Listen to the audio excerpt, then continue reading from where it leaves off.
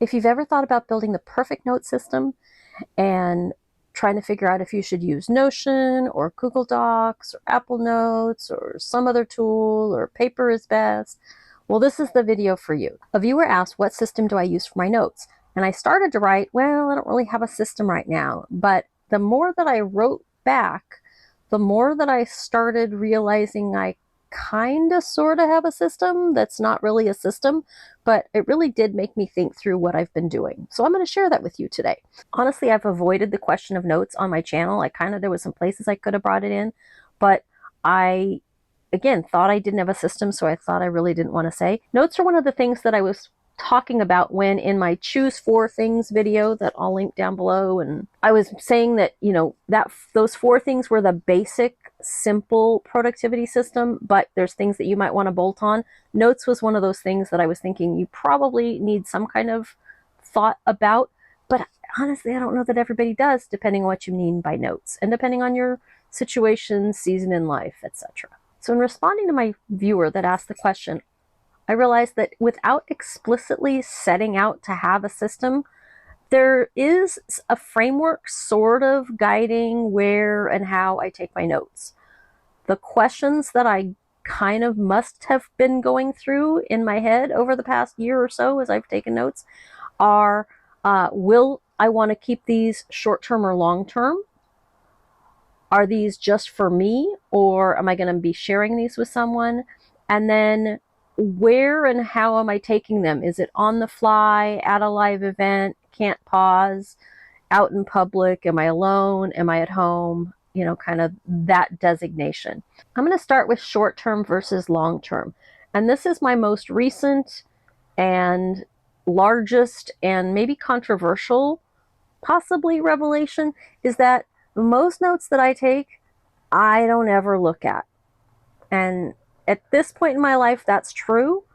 I either will only look at them for a short period of time, maybe a week or a few weeks if I'm learning something, taking notes to learn something, occasionally maybe a month or two, but really many of them, I just take them to be taking them. And that's not a bad thing. I realize that for students, or if you're new in a career, or just different situations you're learning for a hobby, maybe you do need to look back at things long term. I am not saying that what's true for me right now in this season of my life is true for everybody, but I'm just going to say what's happening for me, and you can filter how this might work for you. I can only think of one thing over the past many, many years that I've wanted to go back and look for, and I can't find it. It's a YouTube video. I'll say more on that later because you might be able to help me if you've been in the planner community for years. Maybe you can remember what I'm unable to find. But the fact that I have realized that I don't have a real need for long-term notes makes it much lower stakes for me when I decide what I'm going to do about the notes, is because I only have to really worry about it for a short period of time. And even if I take paper notes, I know that if I really wanted to do more with them, I could take a picture, I could scan them, I could even do the character to text thing and have it read my handwriting and turn it into text. So a lot that can be done even if I start on paper. So that's where I try to default, depending. Just for me or needing to share. These days I try to default to paper because really it's what is working for me a lot right now. I do have some things that are for me. I don't know if you'd call it notes, like my outlines here are in a Google Doc.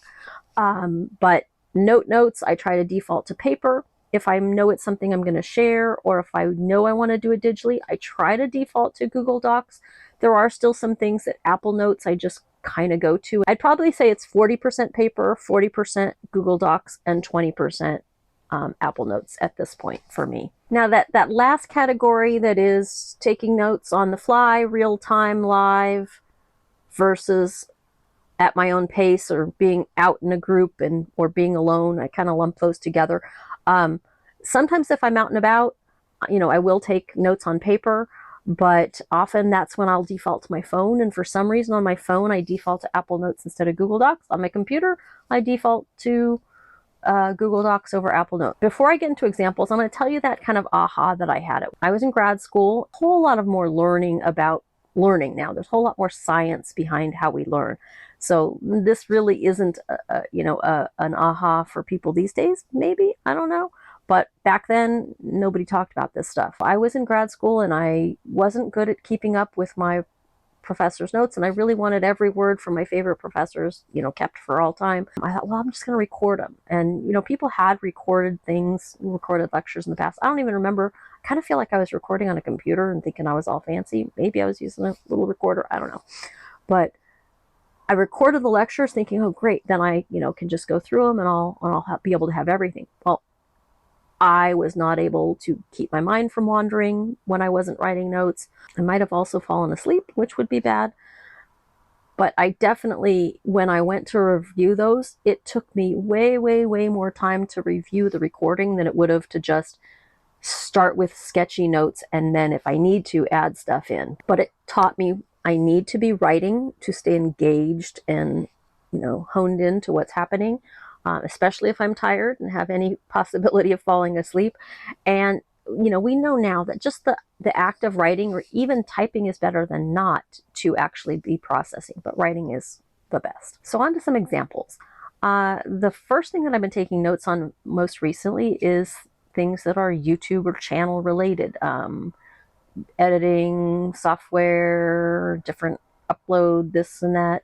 So those kinds of things, if I'm, for example, watching other YouTube videos on learning new skills, I've been taking those notes in my paper notebooks, and it's really important to index those. How does that fit into that scheme? Well, it's short term. I don't think it's something I'm going to have to rely on long term because I'm learning something, and I feel pretty much if I learned it, I'll know it. But also I know about when I was learning it, so I could always go back to that, approximate period in time in my notebook. It's real important that I'm indexing my notebooks. Nobody's going to need it but me.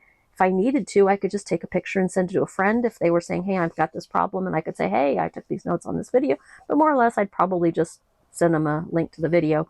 And it's at my own pace. If I'm watching YouTube videos, I can pause, rewind. So that's good to know. Hey, I realized that a lot of my friends didn't know J goes back, I think it's 10, 15 seconds, and L goes forward. So little tip for you. And if you're on your phone, you can just, I think it's tap twice to go forward or back on left and right. Some tips for you on YouTube.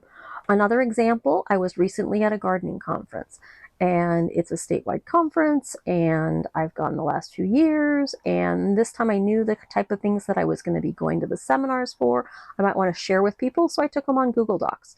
Easy enough, had my MacBook, took them on Google Docs. It was, live. I wasn't able to pause, so sometimes I missed stuff and then had to kind of later and kind of go back and fill in some words. But I knew I wanted to maybe share it, and I knew I might want to look back on it long term based on the type of information it was at this conference. Another gardening thing I went to recently was totally different. It was a public lecture in my local area, and I didn't know what to expect, and I really didn't want to lug a laptop, and I didn't know if I was going to have a place to balance my notebook kind of thing to write. So I just took notes on my phone, and it worked out well because I took some photos, so I did it in Apple Notes. I don't know if I'll ever go back to it, but like a friend had to leave early, so I was able to tell them what they missed on the fly on my phone. Apple Notes on my phone is what worked for that. I go to a board meeting for the volunteer organization I'm involved with, and I've tried to take notes on my computer. I've always got my computer open in case I want to look something up. I've tried to take notes in my notebook, end up with a blank piece of paper. What's worked for me there is taking the agenda and taking notes on the agenda. What's really important for me there is to process those as soon as possible, because otherwise that agenda will just, get lost. And I try to keep it in my notebook until it's processed, but that's what's working for me in that situation. The big thing, like I mentioned the one thing about learning YouTube stuff, but any of that reading or listening to audiobooks or podcasts or watching videos, that's the part that's like the most iffy for me, because some of those things I think I might want longer term. So that's where I did set up a Notion database maybe a year ago, maybe 8 months ago, something like that. And so I had a really big time of keeping things in there. But, I found there was a couple I went back to, but when I really wanted the information, I pulled it into something else anyway. That, when I have things that I can pause and go back, I don't really think it through. It'd be nice if I had one place, but I don't. I just kind of do what works for me at the time, and I'm going to be okay with that. The reality is, and it it's taken me years to learn this, is I just don't very often go back, so it's not a big deal. I love the idea of a second brain. I've set up the Notion thing. I love the idea of it. I love setting it up, and then it sits. So I just do what works for me at the time. Sometimes I feel like a paper person, sometimes I feel like a digital person, and I'm okay with that. I know that other people at different periods in their life, it's going to be a different thing. You might need to really catalog stuff, and I have been there, believe me. I was in school for a very long time for many things over the course of my education. So I know that there are time periods when you really need to keep good track of that. This is not that time for me. There's no guilt in taking notes on whatever feels good at the time. There's no shame in taking notes just to keep myself engaged and awake. There's no guilt in not having a big system, even though I love systems. So in responding to my viewer, I came up with this idea that maybe instead of, worrying about all my notes being in one place, maybe I just need one master list that has all of the things I've watched and listened to and read and podcasts and audiobooks and, this chapter of this and this chapter of that. So I'm considering that. I don't know if it would last if I start it, and I'm still in the overthinking what would I need. Oh, I know the thing that I thought of and forgot. When recording YouTube, what did I watch? I've learned to keep the date and not the title because titles can change. So another little YouTube tip for you. I might keep one list of what have I read, watched, listened to. Maybe it's going to be paper, maybe digital. Don't know, but thinking about it, we'll see if it'll last. If you've been in the planner community for a while, maybe you can help me out with this. I was in Hobonichi's, I think 2017, 2019, 2021. But there was somebody that had a few YouTube videos on Hobonichi's, and she had this system. I'll pop up images of what I can remember on the screen. But I would just really love to find her again. And I tried to go back through my what I've watched. I don't remember if it didn't go back far enough or there was just too much there. I've tried searching on Hobonichi and tried some words along with it, but how many Hobonichi videos are there? Hope you don't hear Monty breathing too loudly. If you remember at all, I would love to hear in the comments. For me, do I have a note-taking system? Yes, sort of. Do I care that it's not one unified system? No. I would love to say that it is, but it's not. And that's okay. I am totally okay with that now. I am in the all things of do what works for you in that particular season camp, and it's not going to be one thing forever and ever, and it's not going to be one overarching thing. I'd rather have something that works for me and doesn't take a bunch of time to maintain than have something that looks good and sounds good but doesn't work for me. So if that resonates with you, I'm sure you'll get more things from me going forward. I would love to know a few things about your notes. Do you have a system that works? Do you have some things you've tried that don't work? Do you go back and read your notes? If so, is it personal, professional? What season of life? I'd love to just know all those things because I do have some other thoughts on notes that I'd like to pursue in the future. Thanks for being here, and we will see you again in the next one. Oh, just in time, Monty. Thanks. Bye.